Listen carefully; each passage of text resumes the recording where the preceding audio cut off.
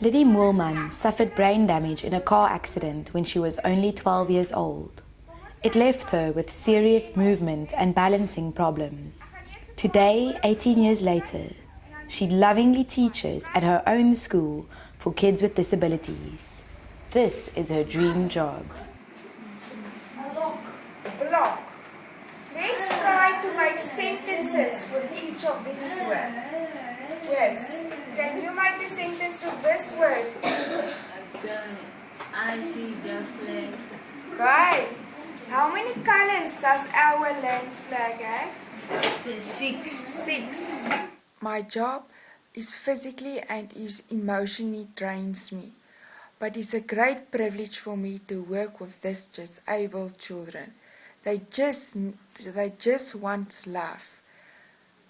What God took away from me, like my ability to run, walk and dance, He then returned His favors in abundance.